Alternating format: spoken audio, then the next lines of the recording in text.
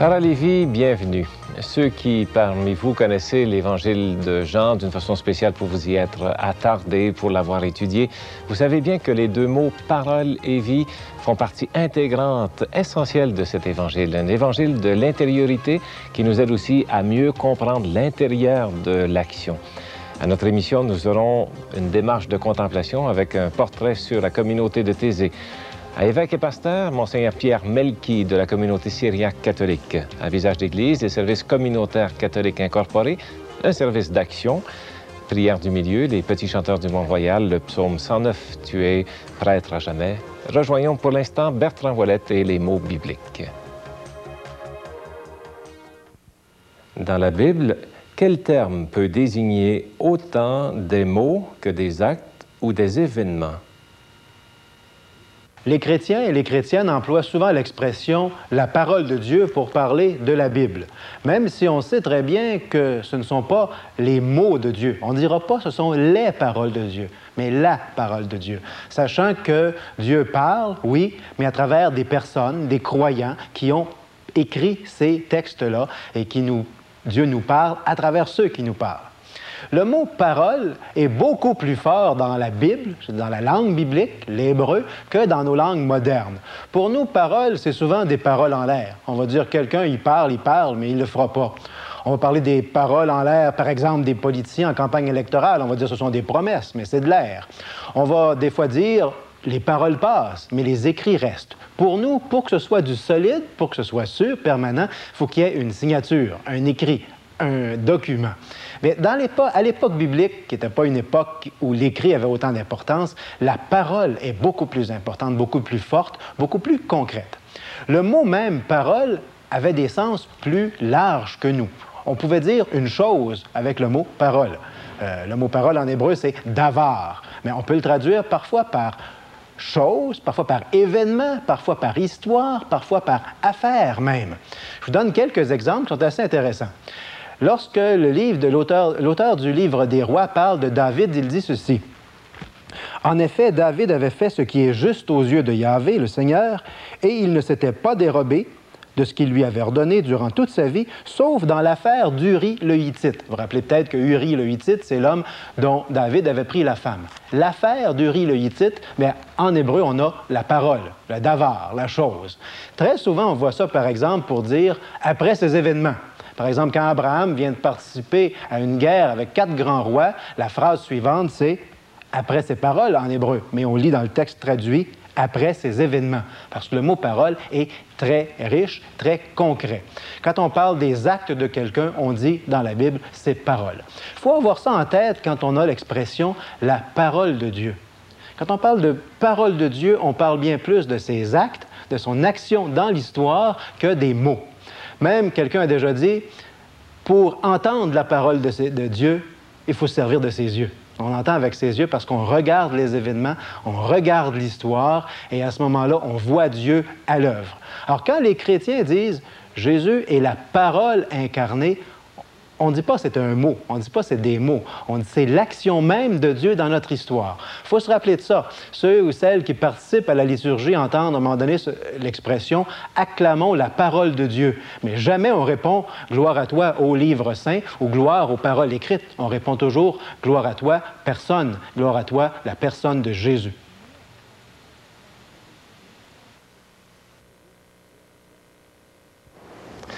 Un portrait de la communauté de Thésée. J'aime beaucoup la communauté de Thésée. Alors, Lise, merci beaucoup de nous apporter ce reportage. Bienvenue, Roland.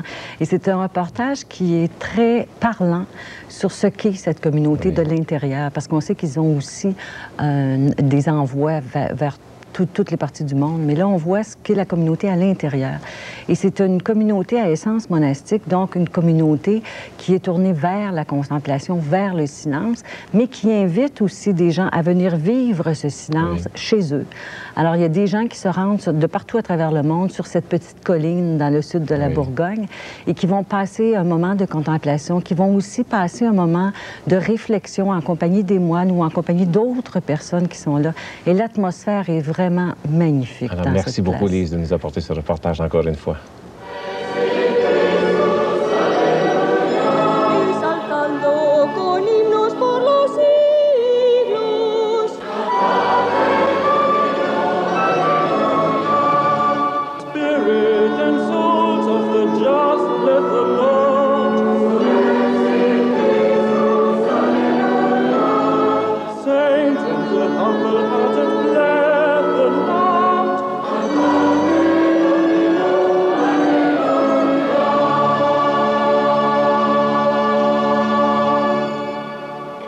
viennent de l'Europe du Nord et des pays latins, ils viennent des pays de l'Est et de plus loin encore, d'Afrique, d'Asie et des deux Amériques, par milliers tout au long de l'année. Depuis plus de 30 ans, toujours plus nombreux, ils affluent vers Thésée, ce petit village du sud de la Bourgogne, autrefois introuvable sur la plupart des cartes. L'aventure a commencé sans bruit.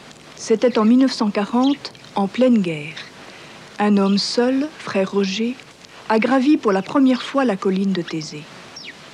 Comment vivre l'aujourd'hui de Dieu? À 25 ans, frère Roger cherchait. Il pressentait que des hommes réunis à cause d'un même appel d'évangile, prêts à donner leur vie, pourraient soulever des montagnes d'indifférence et devenir un reflet de l'espérance du Christ sur la terre. Frère Roger ne savait pas que sa recherche allait éveiller celle de tant d'autres. En cherchant un lieu où accueillir et où se tiendrait par la suite une vie commune, celle que nous vivons, je découvre le petit village de Thésée. C'est un notaire qui me dit que le village est le lieu qui était avant la maison.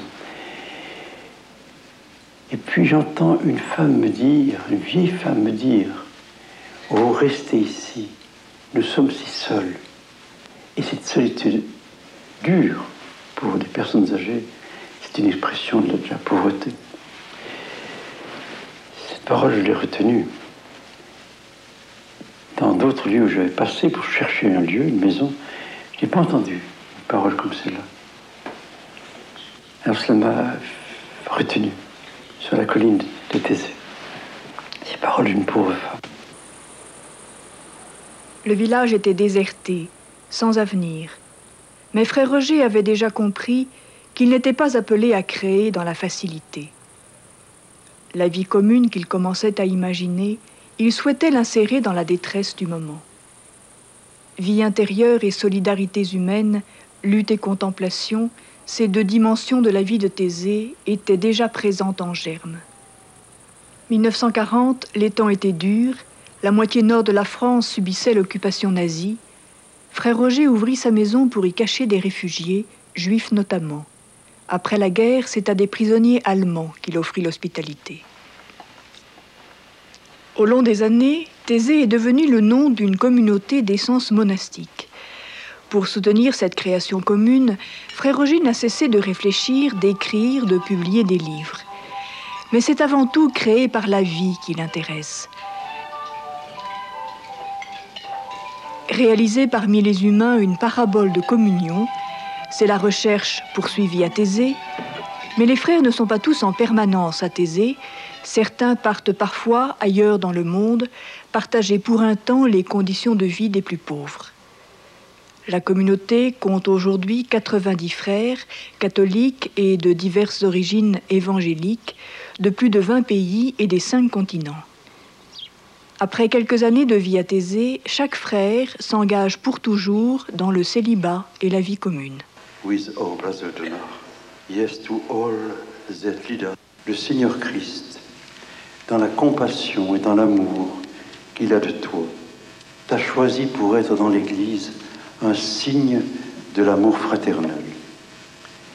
Il veut que tu réalises avec tes frères la parabole de la communauté. Ainsi, renonçant désormais à regarder en arrière et joyeux d'une infinie reconnaissance, n'aie jamais craint de devancer l'aurore pour louer et bénir et chanter le Christ ton Seigneur.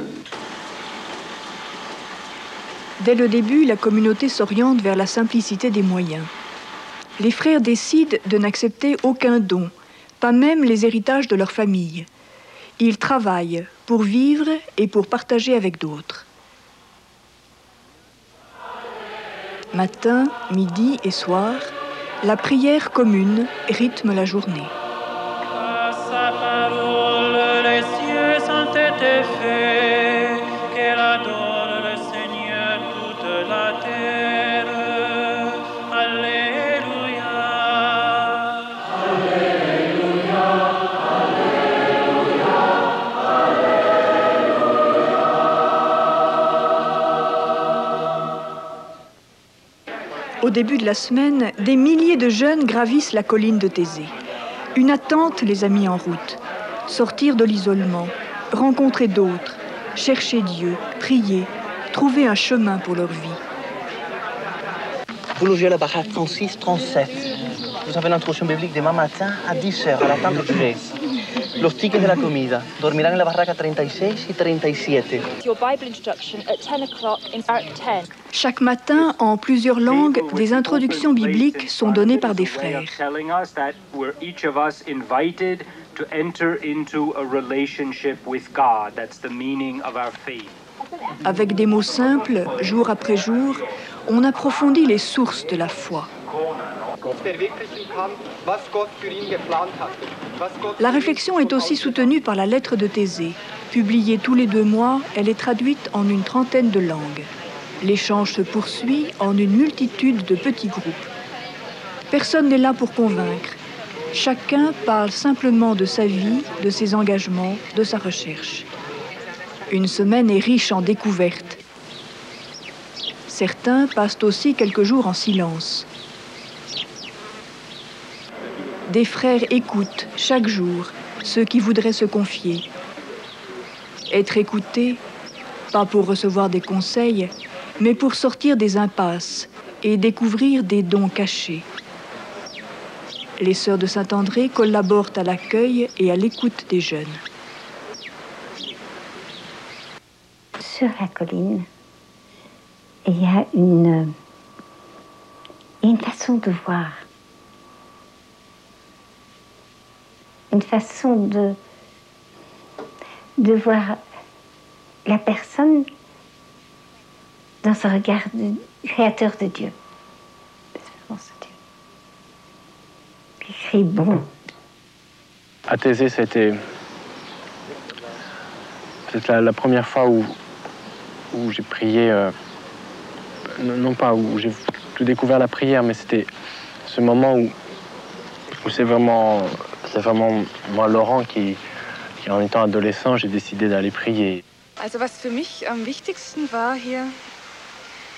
Ce qui a été le plus important pour moi ici, c'est de rencontrer tant de gens divers, de pays tout à fait différents, de parler, de chanter, de prier ensemble et d'éprouver que malgré toutes les différences qui existent, une recherche commune nous unit. En rentrant maintenant à la maison, dans mon église locale, dans mon milieu de vie habituel, j'ai conscience de cheminer avec beaucoup d'autres sur un même chemin. C'est ce que j'ai pu ici toucher du doigt, ce que j'ai pu voir, ce que j'ai vécu avec d'autres. C'est beau de trouver une communauté qui ne vous donne pas de réponse, mais qui partage vos questions et qui est là quand vous peinez pour trouver vos propres réponses. Il n'y a que 30 ans que les jeunes viennent nombreux à Thésée. C'est depuis 58. Qu'on a construit pour eux, d'abord on construit à 4 km pour pas qu'ils soient trop près de nous. Puis 2 ans après, on construit ici. Puis on achète des tentes. Bon, on fait ce qu'il faut pour qu'ils puissent y être à l'aise. L'important, c'est de se dire, peuvent-ils réaliser le don de Dieu qui est en eux? Peuvent-ils réaliser que chaque créature humaine est habitée, même si il n'y a pas conscience d'être habité par l'Esprit de Dieu. Je me dis, ce que nous vivons avec eux, c'est comme une maïeutique, c'est-à-dire un enfantement de la parole vivante de Dieu en eux. Ils réalisent le mystère quelque chose du mystère de la personne humaine. Et là, au même moment, ils comprennent que Dieu les place dans cette unique communion qu'est l'Église, où ils sont enfantés.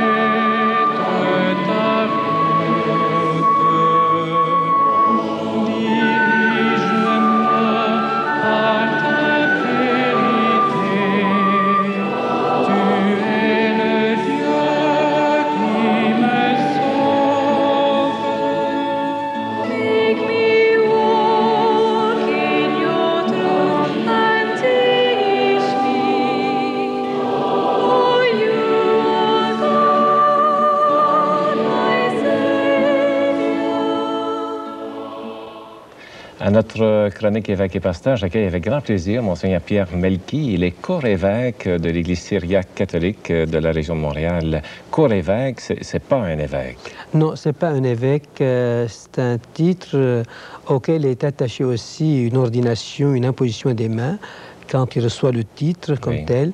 Et mais vous historiquement parlant, c'était l'évêque de la campagne. Ah, oui. Actuellement, non.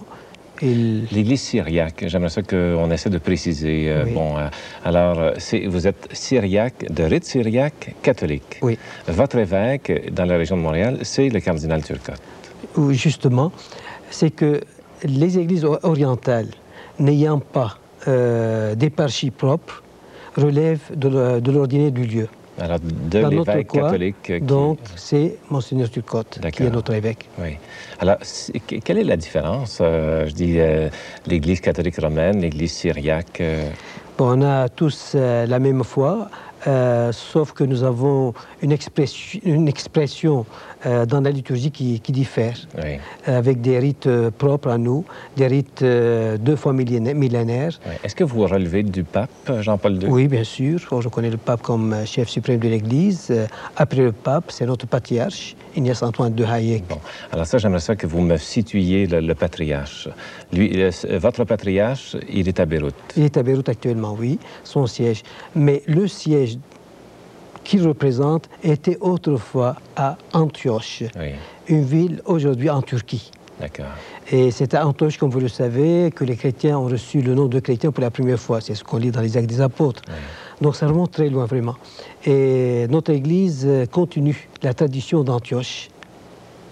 Une tradition que je dirais qui a continué l'esprit judéo-chrétien, un peu sémitique. Qu'est-ce qu'un patriarche?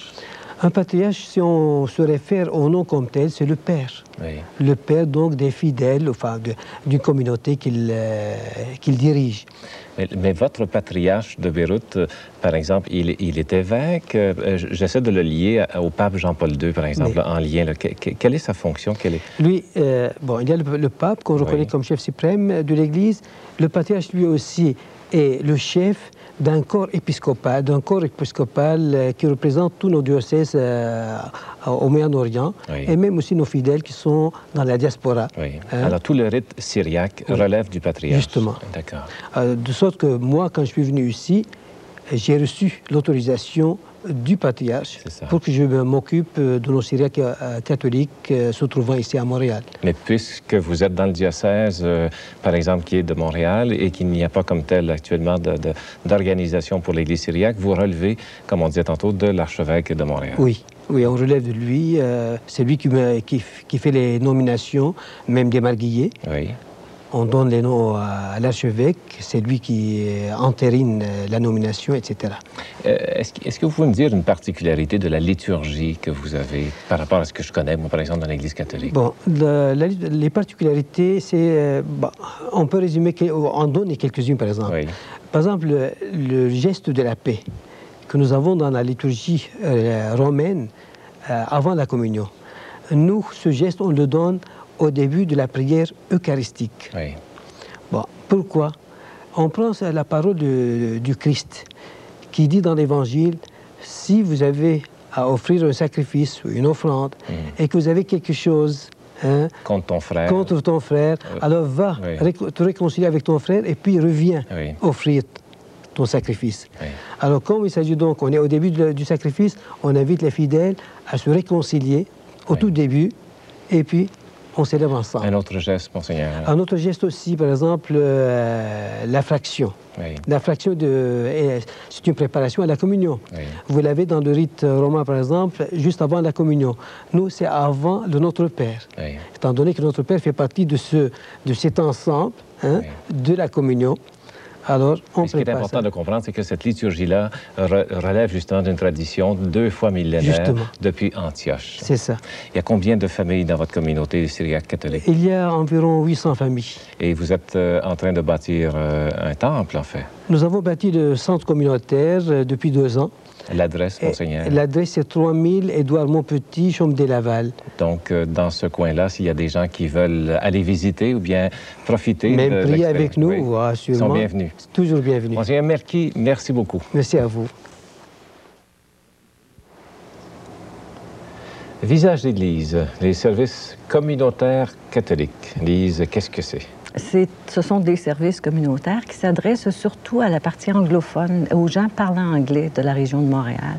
Et c'est vraiment un service communautaire qui offre une panoplie de services. Surtout, leur mission est consacrée à la faim, à la pauvreté, au logement, à l'emploi, c'est-à-dire au non-emploi. Oui. Et c'est vraiment pour essayer de dépanner les gens, vraiment au niveau de base, des nécessités qu'on a dans la société.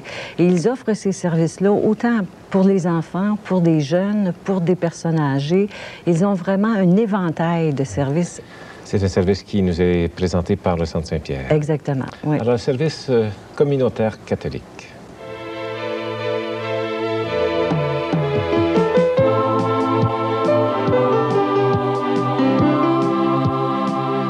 Notre service communautaire catholique a une longue histoire de presque 65 ans, où vraiment on essaie de répondre à des besoins de notre communauté, d'une communauté plus large aussi.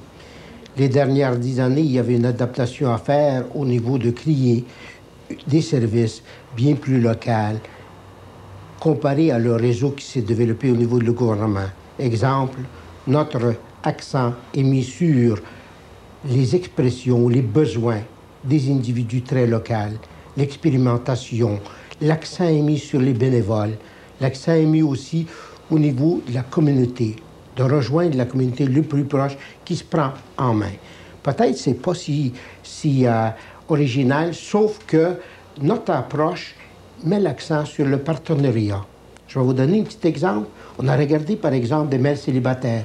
Une petite recherche nous a démontré que les mères célibataires, une des choses pour couper la pauvreté, c'est de leur donner un moyen de vivre dans des appartements qu'ils peuvent payer et continuer l'étude. Pas beaucoup d'histoire. La communauté s'est mise ensemble. On a créé 24 appartements et maintenant, on a 24 mères célibataires qui se sont mis en main. La seule chose qu'on veut, c'est qu'ils continuent leurs études. Partenariat. Partenariat entre le gouvernement, le réseau parapublic, la communauté et les individus. Généralement, notre service a à peu près 20 points de service. C'est pas juste nous, c'est les regroupements qui se font et nous, on les maintient, on les appuie, on crie. C'est quoi que sont nos forces, c'est quoi la force de la communauté. On a 34 permanents, on touche à peu près 20 000 personnes qui reçoivent des services directs. Et puis ces services-là sont rendus parce qu'il y a 800 bénévoles et chaque des individus qui reçoivent ce service nous donne aussi leurs propres besoins. Les services communautaires catholiques, depuis les années 80, sont impliqués dans le développement communautaire. La pauvreté était à la hausse dans les années 80 et continue de l'être d'ailleurs. Et on trouvait qu'il était important que nous nous impliquions dans le développement communautaire, à travailler avec d'autres, à trouver des réponses aux problèmes de la faim et de la pauvreté. Provenant d'un organisme anglophone, ce que nous croyions important, c'était qu'il fallait travailler avec d'autres communautés. Alors, on voulait décloisonner, enfin, les communautés au niveau linguistique et aussi culturel. Les ressources sont très limitées et puis on croit fermement que la seule façon de développer, c'est de développer avec la totalité d'un quartier. Qu'est-ce qui est aussi important pour les services communautaires catholiques, c'était de ne pas se lier seulement à un quartier, ce qui a fait que j'avais une liberté d'action, de pouvoir travailler dans les 4 quartiers du Sud-Ouest. Ça m'a permis de travailler avec beaucoup de gens au développement de ressources très importantes. On a été impliqués dans tout le développement de la première CEDEC urbaine, qui s'appelait le Programme économique de Pointe-Saint-Charles et qui maintenant est devenu le réseau, c'est-à-dire le regroupement pour la relance économique et sociale du Sud-Ouest. Il y a aussi eu la création du garde-manger pour tous, qui était un service qui touchait les 4 quartiers du Sud-Ouest. Et plus récemment, nous nous sommes impliqués dans le développement de la coalition de la Petite Bourgogne. Ce quartier-là était très isolé. Les résidents et les groupes travaillaient seuls. Nous avons commencé avec un membership de quelques 19 personnes et maintenant nous sommes 80, et qui comprend du communautaire, les résidents, les institutions, la ville et le privé. Et nous travaillons ensemble à trouver des réponses à diverses problématiques, telles l'habitation, telle la sécurité. Dans les services communautaires catholiques, nous travaillons sur 3 volets. On travaille avec les personnes âgées, on travaille avec les familles et on travaille aussi dans les camps. Alors, pour ce qui est des personnes âgées, ce qui est unique au service communautaire catholique, c'est qu'on a certains services qui sont partagés. Nous avons 3 centres communautaires pour aînés, mais on a certains services qu'on partage entre les 3. Alors, nous avons un autobus. On a eu une donation d'une fondation pour acheter un autobus qui est partagé par les 3 centres. Alors, chaque centre a une moyenne de transporter leurs membres chez eux pour des programmes qui améliorent la condition des personnes en perte d'autonomie. Nous avons un programme qu'on fait en conjonction avec la ville de La Chine, qui est un service de cuisine collective. Alors, le CLSC et la ville ont partagé le départ de ce programme. Ils ont fourni certains équipements et ils fournissent aussi une subvention à tous les ans pour que ce service marche.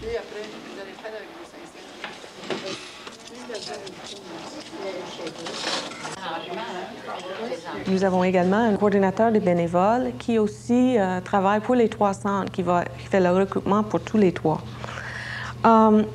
Dans un de nos centres communautaires, on fait un programme unique, qui est un programme pour des aidants naturels qu'on fait en conjonction avec le CLSC. Alors, ce service-là est pour des personnes qui sont chez eux, qui s'en occupent de quelqu'un qui est en perte d'autonomie. Mais eux autres aussi, ils sont souvent oubliés et on les appuie. Pour ce qui est les camps, nous avons un programme qui est très unique, le premier en Amérique du Nord, qui est un camp pour les sédatiques. Mais ils ne sont pas isolés dans le camp tout seul. Il y a d'autres groupes qui sont là en même temps. Alors, on s'intègre, tout le monde, ensemble au camp. Et c'est vraiment un modèle qu'on pense peut être utilisé ailleurs. Pour ce qui est les programmes pour des parents, nous avons un programme qui est unique aussi. C'est un programme qui s'adresse aux parents, aux familles qui ont un potentiel d'être abusifs. Ils nous sont référés par les services sociaux et on travaille en conjonction avec les services sociaux pour donner vraiment un cours d'apprentissage pour les parents. Comment être parent?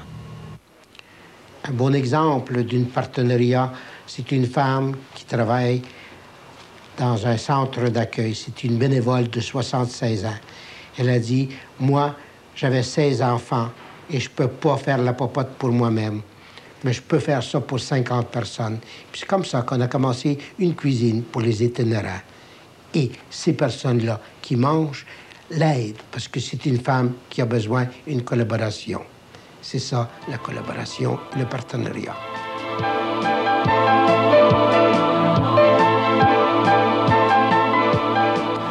Au nom de toute l'équipe de Paralévis, je veux exprimer notre vive reconnaissance pour tous ceux et celles qui nous aident à produire cette émission. Bon, ceux qui nous aident aussi d'une façon particulière quant à la finance. Et je veux nommer certaines communautés religieuses. Les frères des écoles chrétiennes, les sœurs grises de Montréal, les sœurs de la Providence, les Oblates de Marie Immaculée, les sœurs du Bon Conseil. En fait, il y a bon nombre de communautés qui nous soutiennent dans cette démarche qui se veut être une démarche d'évangélisation. Et souvenez-vous, bien sûr, dans cette démarche d'évangélisation, il y a aussi votre participation en répondant à cette question, mais comment se porte votre foi actuellement?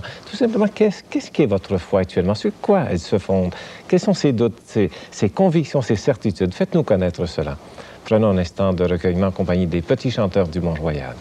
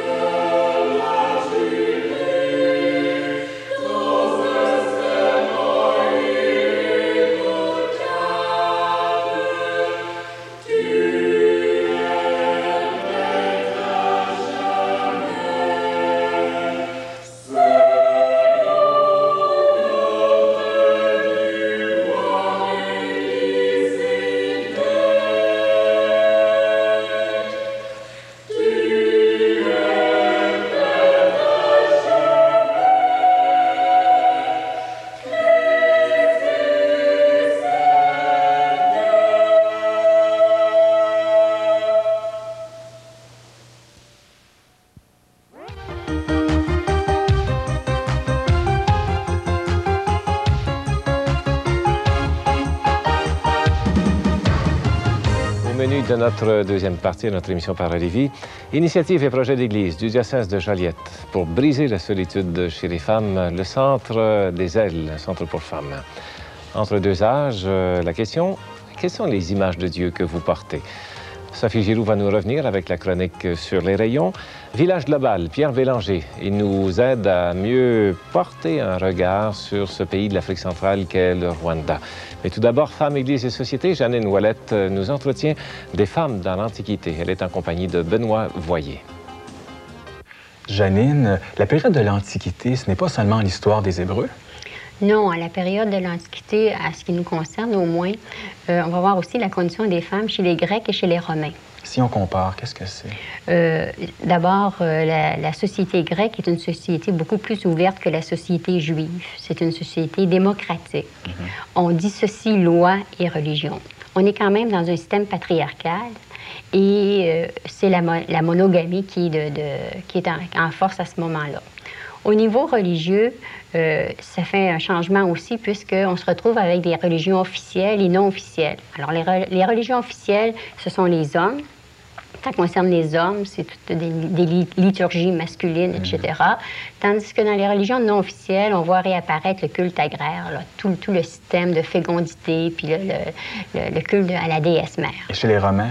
Chez les Romains, il y a des choses qui ressemblent quand même aux Grecs. Où il y a des différences, c'est que chez les Romains, on a la femme a quand même un petit peu certaines possibilités de s'instruire, ce qu'on n'avait pas ailleurs.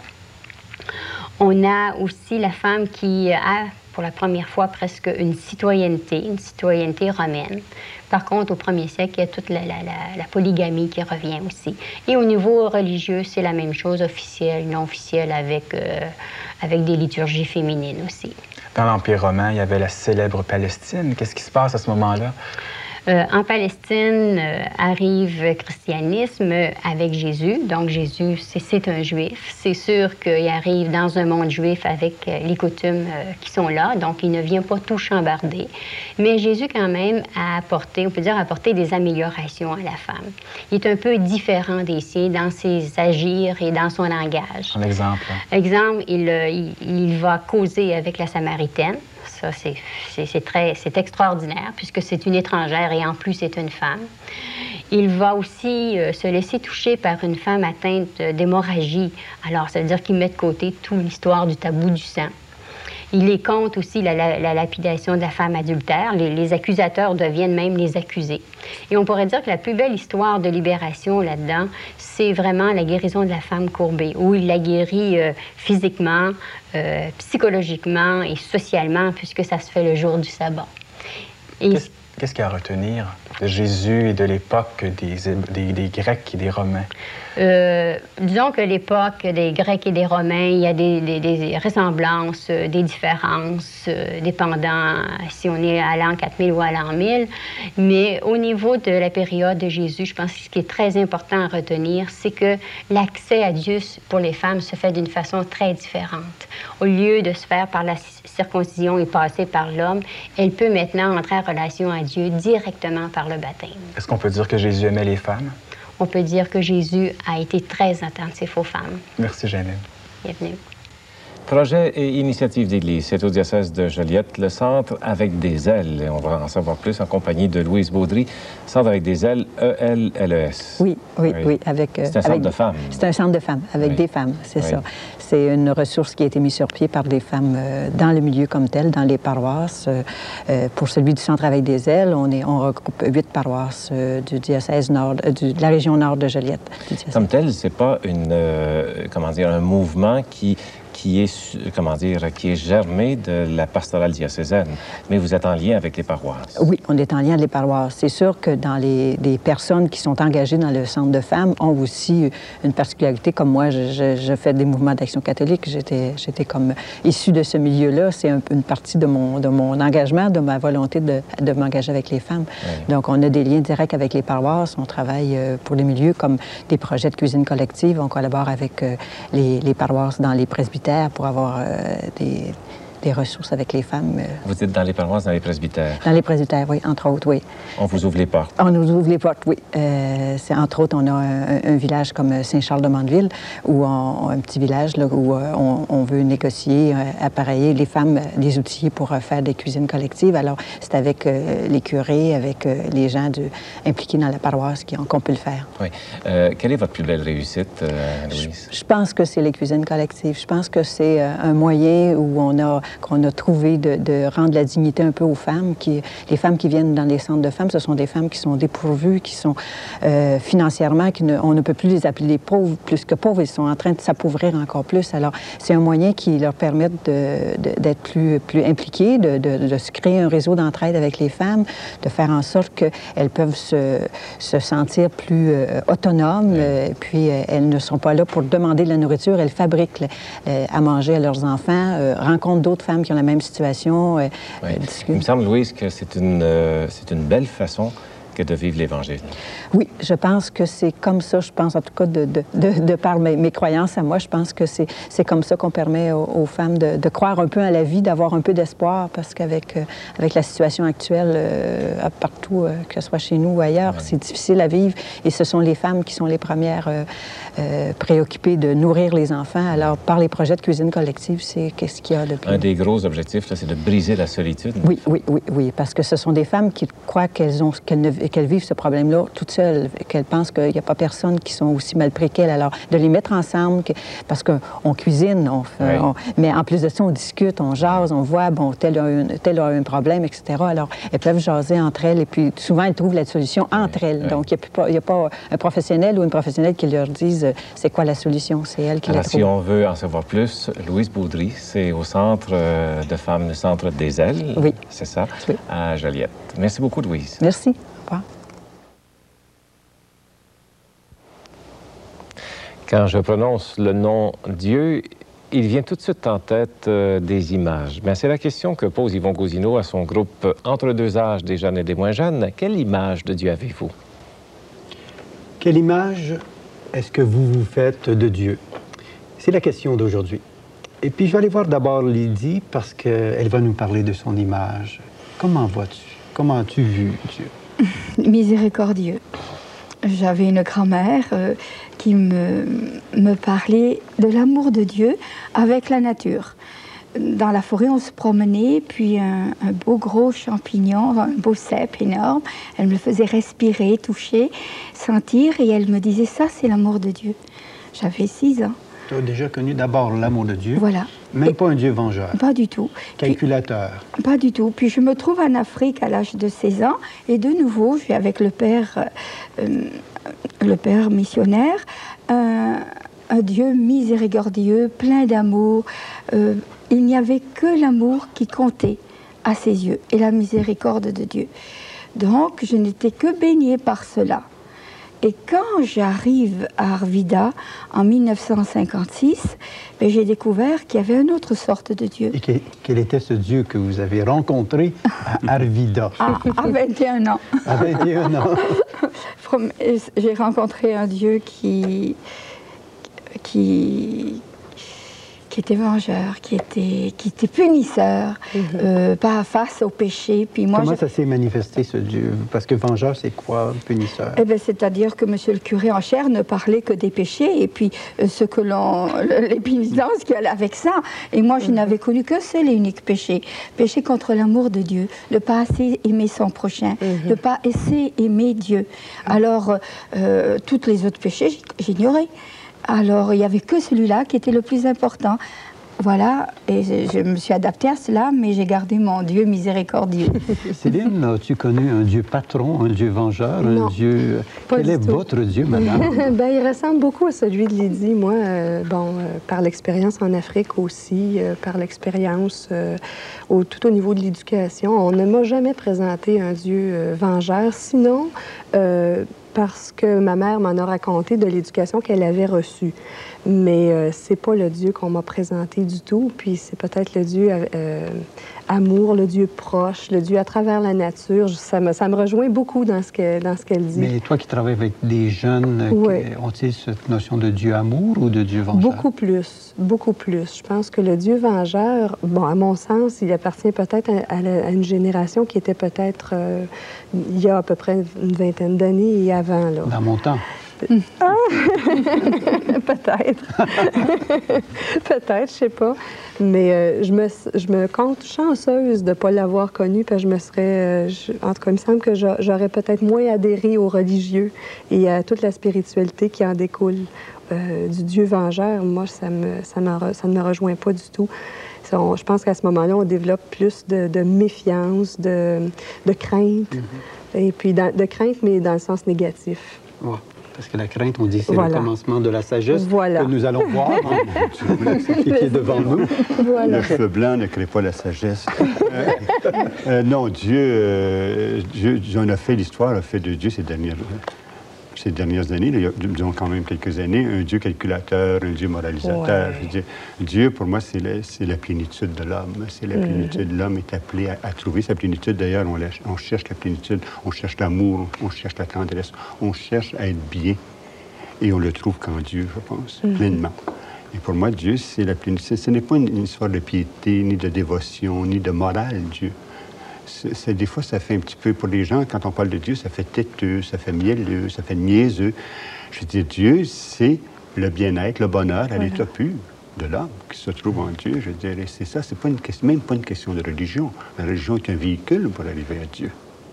Il y a d'autres véhicules aussi. L'autre jour, Claude Martin t'avait posé une question. J'aimerais que tu lui poses une question vis-à-vis de Dieu à un jeune d'aujourd'hui. Alors, toi qui es un jeune d'aujourd'hui. Alors, Martin, comment tu vois Dieu, toi? Comment je vois Dieu? Je vois Dieu comme souvent comme un défi, souvent comme un appel, souvent comme une question aussi. C'est quelque chose que je découvre toujours, tu sais. Je vois Dieu aussi beaucoup... tu disais tantôt, ça a l'air têteux, des fois mielleux, puis tout ça.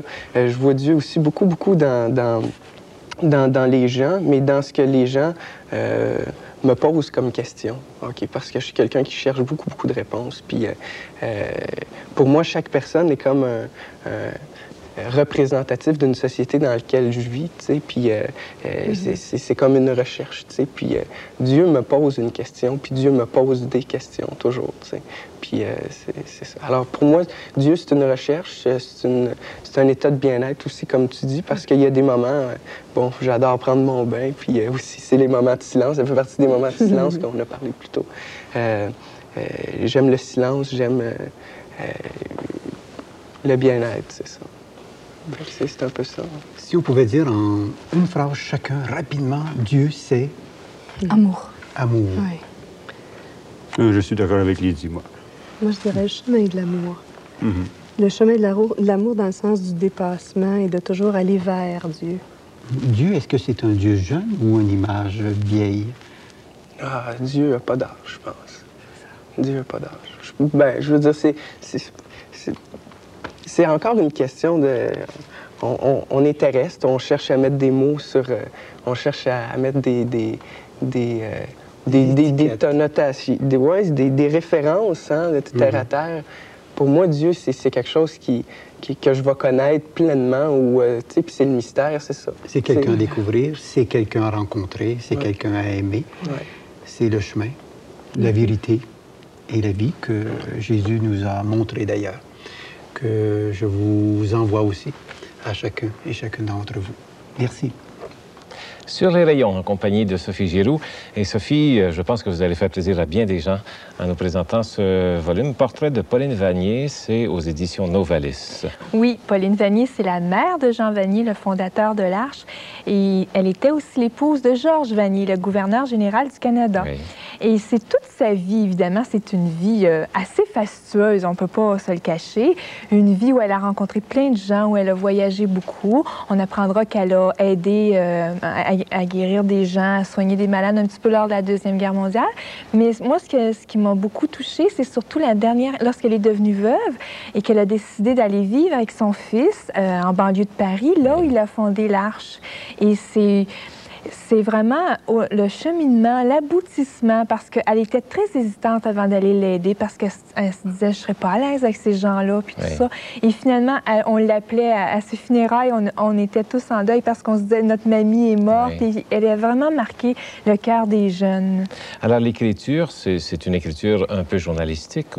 Oui, parce que les auteurs avaient commencé à l'interviewer, et ensuite, ils ont décidé après sa mort, elle est morte en 91, ils ont décidé de mettre ça par écrit. Donc, c'est facile à lire, c'est accessible et c'est très bien fait. C'est fascinant. Oui. Alors, Portrait de Pauline Vanier aux éditions Novalis. Et là, vous nous apportez deux petits bijoux, je pense. Mon premier guide de la Bible, ce sont des bandes dessinées. Oui, bien, c'est-à-dire pas tout à fait des bandes dessinées, c'est divers thèmes. Je les ai apportés, savez-vous pourquoi, Roland? Parce qu'en quelque part, je trouve que des fois, les livres de la Bible pour enfants, ils font un peu peur par leurs images, en tout cas. Mais les images là-dedans sont très, très belles. Et puis, il y a des encadrés qui montrent à l'enfant les choses importantes à retenir. Donc, les grands endroits, les femmes dans la Bible, les hommes dans la Bible, les prophètes. Mais c'est surtout très bien fait, très bien dessiné. C'est pour ça que je les ai apportés. Est-ce qu'on a le texte de la Bible comme tel? Non, pas. Bien, des extraits. Mais c'est surtout de l'histoire et les enfants vont bien comprendre. Et c'est aux éditions Pauline. Et je vous dis... en tout cas, pour les parents qui veulent aider leur enfant à bien entrer dans la Bible. Oui, puis je peux vous dire que même moi, il y a des choses qui ont été renouvelées parce que, surtout au niveau des dernières découvertes archéologiques puis tout ça, c'est un beau livre. Alors, pour les personnes là, qui voudraient eux-mêmes peut-être dépoussiérer certaines informations bibliques et permettre à leur enfant de mieux s'approprier, en fait, une bonne nourriture pour C'est une bonne entrée en la matière, en tout cas. C'est ce que j'ai aimé. Alors, Sophie, ça s'appelle « Je découvre les belles histoires de la Bible ». C'est aux éditions... j'ai perdu les éditions. Pauline, oui. Et l'autre, mon premier guide de la Bible. Aussi aux éditions Pauline. Et je rappelle que ce portrait de Pauline Vanier, il est aux éditions Novalis. Merci beaucoup, Sophie. Merci, Roland. Merci.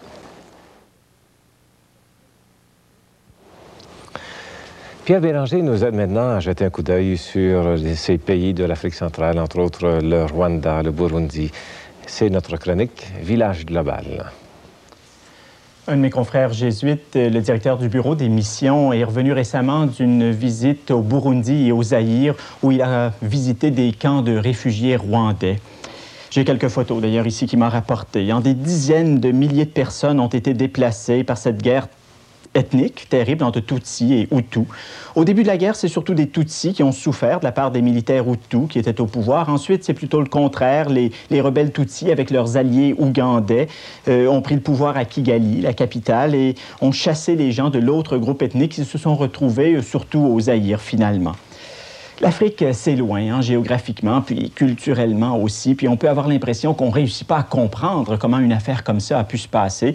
Et puis, c'est pas en 5 minutes que je peux expliquer tout ça, bien sûr. Mais au moins, je me dis que ça vaut la peine de nous interroger, de nous poser la question, qu'est-ce qu'on peut apprendre? Qu'est-ce que je peux apprendre? Comment est-ce que je peux réagir à des choses comme ça qui se sont passées à l'autre bout du monde? Si je regarde quelques statistiques, d'abord, le Rwanda, vous savez, c'est un pays qui a 7,7 millions d'habitants, bon, juste un peu plus que le Québec. Et si, encore une fois, on fait la comparaison par ailleurs au niveau de la richesse collective, eh bien, on voit que le produit intérieur brut par habitant, qui se compare toujours aux 23 000 chez nous, est seulement de 360 là-bas. Alors, cette pauvreté a probablement quelque chose à voir dans les montées de violence aussi, dans la question du partage des richesses. Au Burundi, les choses se ressemblent aussi. Au Zaïre, il y a beaucoup plus de monde, 40 millions d'habitants. Mais même au gouvernement, il y a beaucoup de tiraillements à cause des endroits d'où viennent les ministres ou les responsables, enfin les ethnies qu'ils représentent. Il y a eu beaucoup d'articles, de revues, de journaux sur ce qui s'est passé au Rwanda. On comprend quand même un peu plus. Mais on se demande encore qu'est-ce que c'est qui va arriver, comment est-ce que des gens pourront améliorer leur situation, sortir disons, la spirale de haine et de violence qu'ils ont connue. J'en ai parlé avec un étudiant zaïrois qui vit ici à Montréal et voici ce qu'il pense de cela. Je perçois pour ma part 5 points pour en rendre compte et aussi pour donner des raisons ou des lieux d'espérance.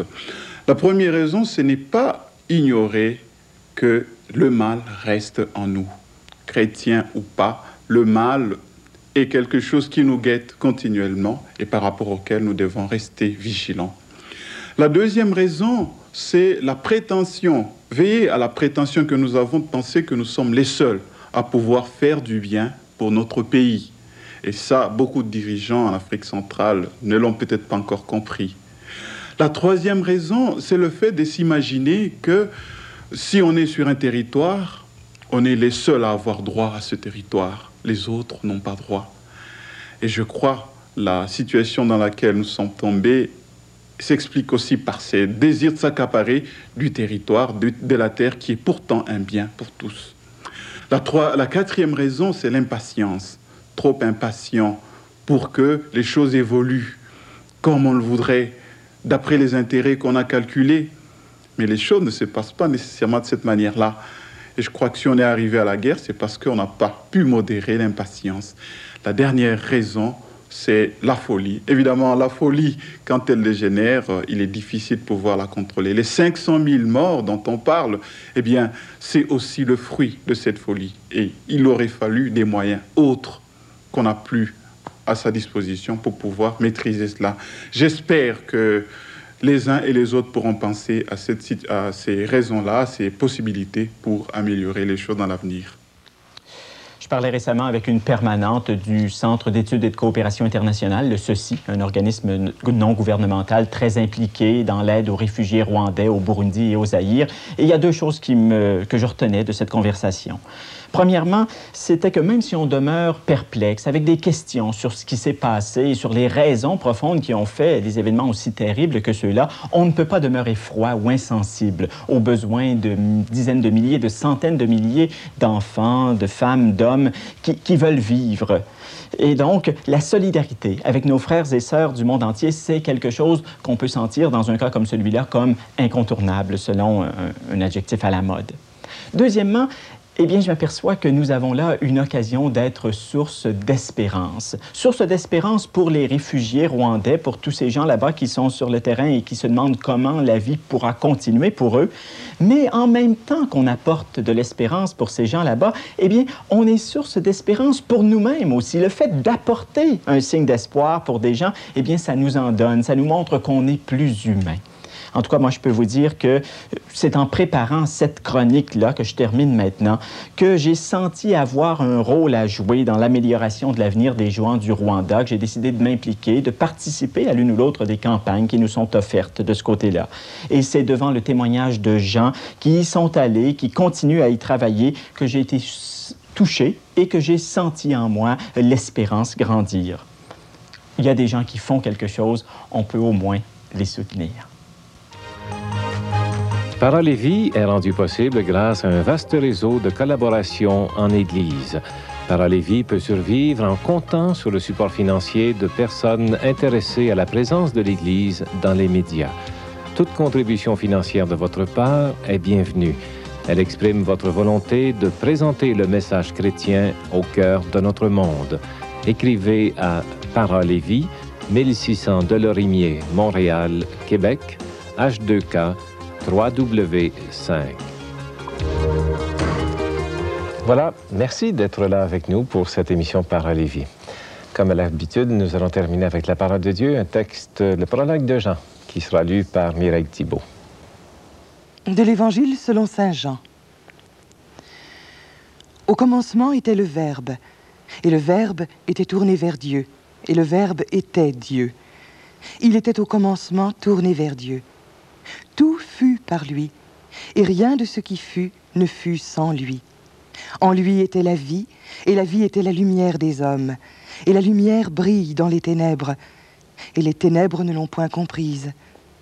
Il y eut un homme envoyé de Dieu, son nom était Jean.